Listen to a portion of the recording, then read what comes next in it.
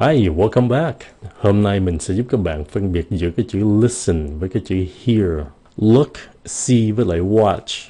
Tell, say, talk với lại speak. Are you ready? Let's go.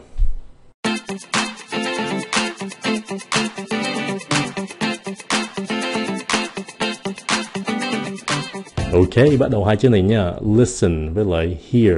Hai cái chữ này cái nghĩa nó là nghe, mà thật sự listen là nghe lời hoặc là chăm chú nghe. Còn chữ hear cái nghĩa nó là nghe được, có thể nghe được, nghe qua hoặc là nghe phong phanh, thì nó không có sự chăm chú trong đó, không có sự nghe lời. Cái chữ listen các bạn để ý này nha, listen, cái chữ T nó là câm, cho nên các bạn không có phát âm cái chữ T, nó không phải là listen, đừng có listen, nó là listen, cho nên cái chữ listen rất là dễ phát âm. Cái quá khứ của listen là listened, còn chữ hear thì cũng phát âm dễ nữa, chỉ cần hear vậy thôi, hear. Mà cái quá khứ của chữ hear là heard. Heard. Ok, nhớ nha, heard cái xong rồi đợi cái heard. Listen to your mother. Listen up, listen up. I'm beautiful. You know I'm beautiful. Yes, you are. I made a mistake because I didn't listen to his advice. I love to listen to music. Còn những câu ví dụ here, I heard you have a new job. Did you hear that? I heard a noise. I can't hear you. What? What? Did you listen to me? Yes, I heard you. I know you heard me, but you didn't listen to me. Ok, kế tiếp là chữ look, watch and see. Chữ look là nhìn hoặc là nhìn kỹ. Cái chữ watch là coi, canh chừng hoặc là xem. Cái chữ see là thấy, có thể thấy. Cái chữ look, quá khứ nó là looked. Look, it's Đồng Vĩnh Hưng. Where? Where? Look at my new teddy bear. I haven't looked at your photos yet. Look at me. Look at me. Am I handsome? Yeah? Really? I am? Chữ watch hồi nãy mình nói các bạn rồi là coi hoặc là xem hoặc là canh chừng. Can you watch the baby for 20 minutes for me? We are going to watch the football game on TV.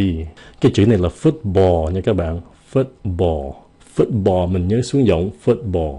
Đừng có nói là football, no, nó là football. Quá khứ của cái chữ watch là watched. Watched. Okay, nhớ nha các bạn, hai cái phụ âm ch, cái xong rồi t, watched. Tại sao? Tại cái âm ch cộng ed nó là ch. Kế này là chữ see là thấy. Quá khứ của nó là saw. Còn cái dạng hiện tại hoàn thành là verb số 3 đó là seen. Cái đó phát âm là seen, đừng có xin nha, không phải là xin, nó là seen, see, seen. See, saw, seen. I saw him the other day. Did you see his new car?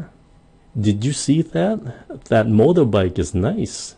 Nhiều khi mình có thể thay thế cái chữ look với lại cái chữ see mà cái câu nó sẽ thay đổi ý nghĩa một tí xíu. Ví dụ một cái câu là I haven't seen the photos yet với lại cái câu I haven't looked at the photos yet. Hai cái câu này cái ý của nó là mình chưa coi mấy tấm hình đó. Cái câu đầu tiên I haven't seen the photos yet thì cái ý đó là mình đã chưa thấy qua những cái photo đó, những tấm hình đó. Còn cái câu I haven't looked at the photos yet thì thật sự mình nói rằng là mình chưa coi tấm hình đó mà chưa coi kỹ. Cho nên cái câu có chữ look là mình có một cái ý định là mình xem nó kỹ hơn cái câu có chữ see. Ví dụ cái câu này mình cho cái chữ see với chữ look trong câu I've seen your photo but I haven't looked at it closely. Thỉnh thoảng mình có thể thấy cái chữ see với cái chữ watch. We saw a movie last night. We watched a movie last night. Let's go see a movie. Let's go watch a movie. Mấy cái câu đó người vẫn sử dụng hàng ngày, cho nên các bạn dùng từ nào cũng được hết đó. Watch, see trong cái trường hợp đó được. Kế tiếp là tell, say, talk với lại speak. Tell là kể chuyện, ra lệnh hoặc là yêu cầu. Quá khứ của nó là told. Đừng có tô nha, không phải là âm tô, nó là âm t. Told. My girlfriend told me to kiss her. I'm telling you to kiss me now. He tells great stories. Chữ great là ấy, cái xong rồi ray, cái xong rồi great, great. My grandmother told us many interesting stories. How many times do I have to tell you? You need a new motorbike. Kế là chữ say. Chữ say là nói gì đó, có một cái thông tin gì đó trong đó, có một cái information trong đó. Say, nhớ nha, say. Quá khứ nó là said. Mà nó có một cái âm đặc biệt khi các bạn dùng cái subject là he, she hoặc là it. Trong trường hợp đó các bạn phải bỏ chữ s vô cái chữ say thì nó thành cái chữ says. Phát âm là says. Nghe kỹ đó nha. Says. Say với lại says. Các bạn thấy khác không? He says he's not very happy. He said that it's cold outside. She said she is hungry.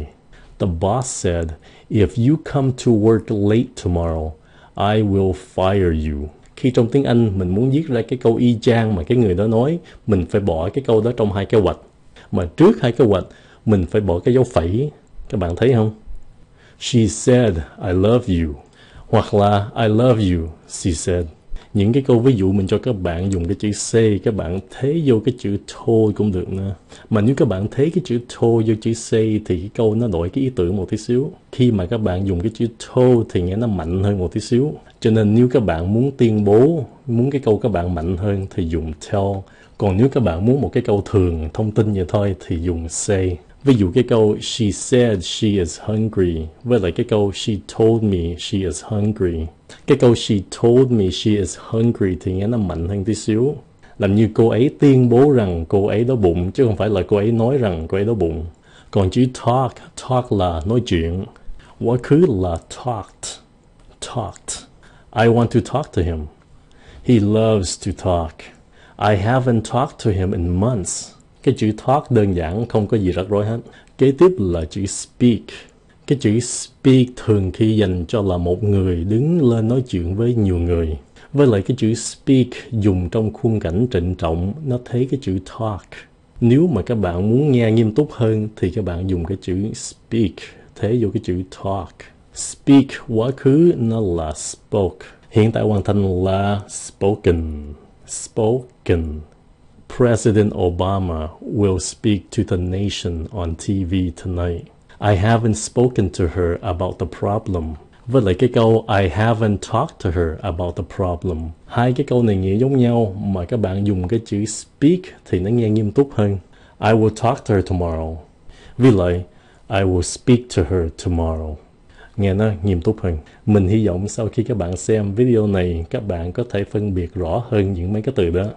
That's it. I'll see you next time. I'm beautiful.